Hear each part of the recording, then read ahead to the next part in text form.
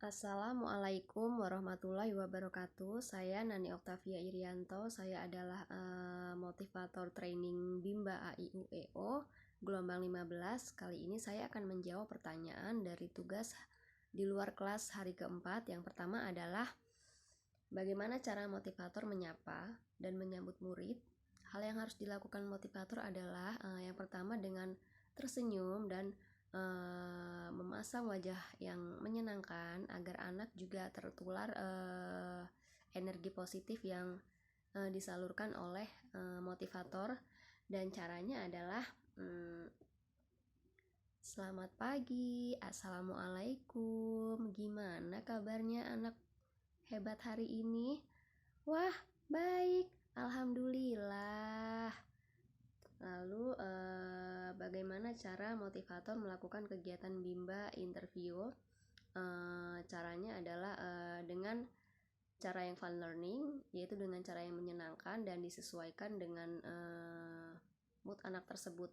Apabila di dalam pertengahan proses belajar sambil bermain anak sudah merasa tidak mood atau bosan, maka motivator harus melakukan kegiatan yang menyenangkan sesuai dengan keinginan anak, misalnya seperti bernyanyi sambil membaca atau bernyanyi sambil berhitung. Dan bagaimana cara motivator membuat suasana kelas nyaman dan menyenangkan? Motivator yang pasti harus ramah, bersikap manis, dan motivator harus tahu bagaimana cara membuat kelas menjadi menyenangkan, yaitu dengan cara belajar sambil bermain dan disesuaikan dengan mood anak, tidak boleh memaksa dan disesuaikan dengan kemampuan anak tersebut. Lalu bagaimana cara motivator mengajak anak berdialog? Motivator harus bisa berdialog dengan nada yang menyenangkan, dengan nada yang sedikit dibuat kekanak-kanakan, karena motivator sedang berhadapan dengan anak usia dini yang memang mereka masih butuh bimbingan dan belum paham. Jadi kita sebagai motivator harus membimbing dan memberi pemahaman dengan cara yang baik, dengan cara yang menyenangkan, agar anak tertarik berdialog dengan kita sebagai motivatornya. Lalu bagaimana cara memberikan reward atau motivasi kepada anak? Cara memberikan rewardnya adalah apabila anak sudah mencapai kemampuannya, maksudnya apabila anak sudah lebih baik dari sebelumnya, maka motivator harus memberikan reward seperti contohnya, wah, anak rajin, anak hebat. Lalu kapan motivator memberikan reward atau motivasi kepada anak? Menurut saya setiap saat, atau dalam kegiatan belajar mengajar bisa dilakukan saat anak sudah mencapai kemampuan yang lebih baik, maka motivator wajib memberikan reward kepada anak dan memotivasi anak ketika anak berada pada situasi yang mungkin merasa bosan, atau ketika anak sudah lebih baik kemampuannya, maka motivator wajib memberikan reward. Jadi reward diberikan kapanpun. Lalu bagaimana ekspresi, sikap, dan penampilan motivator selama kegiatan Bimba? Motivator harus memasang wajah yang ramah, menyenangkan, agar anak suka dan tertarik dan tertular energi positif dari yang diberikan motivator, seperti dengan menyapa dengan ramah. Contohnya seperti, halo, selamat pagi anak-anak, siap bermain dengan ibu hari ini? Ayo kita mulai dari mana anak-anak? Oh, mau bernyanyi? Ayo kita bernyanyi. Mau nyanyi apa? Seperti itu contohnya.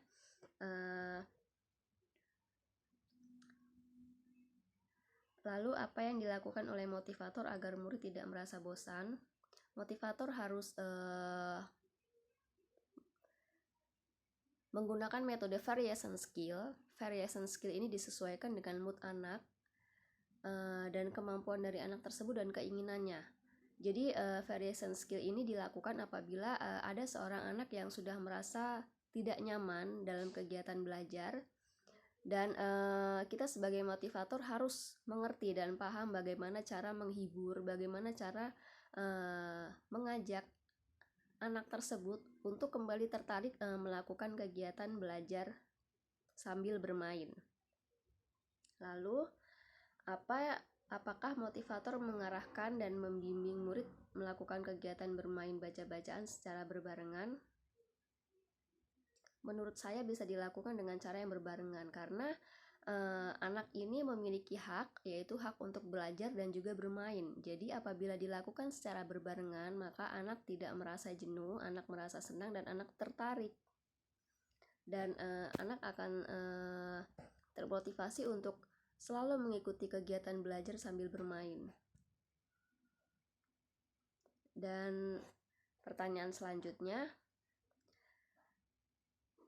bagaimana ekspresi dan sikap setiap murid ketika bernyanyi dan berdialog dengan motivator pada saat kegiatan pembuka? Berdasarkan pengalaman saya, ekspresi dan sikap anak ketika bernyanyi dan berdialog menyenangkan. Mereka semangat dan mereka mau mengikuti kegiatan belajar sambil bermain bersama motivator. Lalu apakah ada murid yang terlihat murung, tidak ceria, dan tidak bersemangat selama kegiatan Bimba? Iya. Mungkin anak itu merasa bosan dengan kegiatan yang itu-itu saja. Jadi sebagai motivator wajib menggunakan variation skill di sini, yaitu kita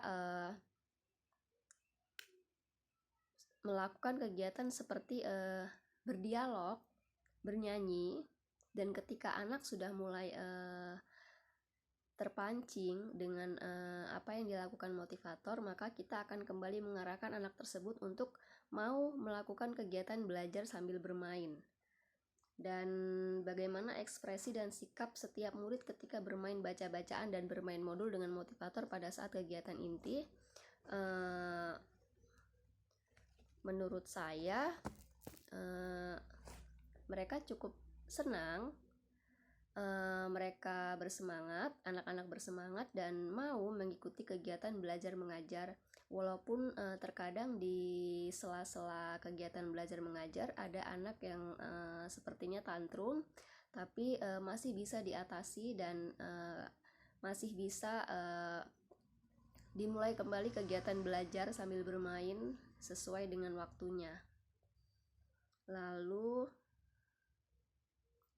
apakah semua murid mau dan senang melakukan kegiatan yang diberikan oleh motivator? Sejauh ini anak-anak mau melakukan kegiatan yang diberikan kepada motivator dan mereka cukup senang melakukan hal tersebut. Dan apakah ada murid yang merasa kesulitan atau tidak mampu ketika melakukan kegiatan yang diberikan oleh motivator? Sejauh ini anak-anak tidak ada yang kesulitan dalam melakukan kegiatan belajar mengajar dan mereka bisa melakukannya dengan baik dan mereka senang melakukan hal tersebut. Lalu jelaskan karakter masing-masing murid yang telah diamati. Di sini saya dalam proses training mengajar 3 murid. Yang pertama bernama Davina, yang kedua Rizky dan Oki. Menurut saya Davina memiliki karakter yang pendiam, pemalu, tapi pintar, aktif, dan Davina mau mudah diarahkan. Begitu juga dengan Rizky. Rizky ini memiliki karakter yang sedikit moody dan tapi masih bisa diarahkan, dan Rizky cukup mudah memahami apa yang dijelaskan oleh motivator dan Rizky bisa mengikuti kegiatan belajar sambil bermain dengan baik Sedangkan Oki adalah anak yang spontan, ekspresif, tetapi sedikit pemalu. Oki tergolong budi, tapi dalam proses kegiatan belajar sambil bermain, Oki bisa mengikuti kegiatan tersebut dengan baik dan Oki memiliki kemampuan yang baik dalam membaca, menulis, dan berhitung. Lalu jelaskan bagaimana suasana kelas yang diciptakan oleh motivator dan dirasakan oleh motivator magang ketika observasi. Suasana kelasnya sangat menyenangkan. Hal ini terbukti dengan kita melihat dan mengamati ekspresi serta mood anak tersebut. Walaupun ada waktu-waktu anak merasa bosan, tetapi motivator bisa kembali mengarahkan anak untuk melakukan kegiatan belajar sambil bermain. Lalu, apakah ada paksaan atau kekerasan yang dialami oleh murid? Jika ada, dilakukan oleh siapa dan bagaimana bentuk paksaan atau kekerasan yang terjadi? Di sini motivator bisa membimbing anak dengan baik, tetapi ada kendala seperti pada saat salah satu murid didampingi oleh ibunya mengarahkan dengan nada yang sedikit keras. Tetapi kami sebagai motivator sudah menegur dan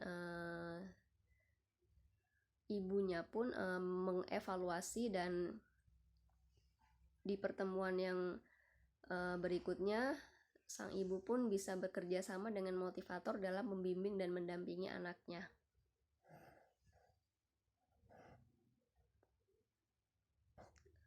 Lalu apa yang dilakukan oleh motivator dan murid ketika kegiatan pembuka? Yang dilakukan motivator dan murid adalah dengan mengucap salam, menyapa, menanyakan kabar, lalu bernyanyi, dan melakukan yel-yel bimba sebagai penyemangat untuk pembuka kegiatan belajar sambil bermain.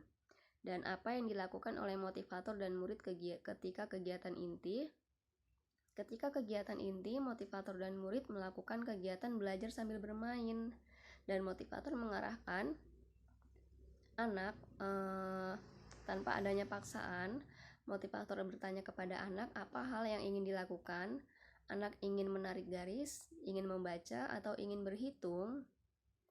Dan ketika anak ingin melakukan tarik garis lalu membaca, maka motivator dapat mengarahkannya dengan baik dan jelaskan mengenai kegiatan utama atau kegiatan prioritas yang paling banyak dilakukan oleh murid pada kegiatan inti. Kegiatan utamanya adalah menarik garis, lalu belajar membaca. Anak diajarkan untuk mengenal huruf, bagaimana mengeja dan membacanya, agar anak menjadi paham dan anak bisa memahami dan mengingat setiap kata, setiap huruf yang sudah diajarkan kepada anak. Sekian dan terima kasih.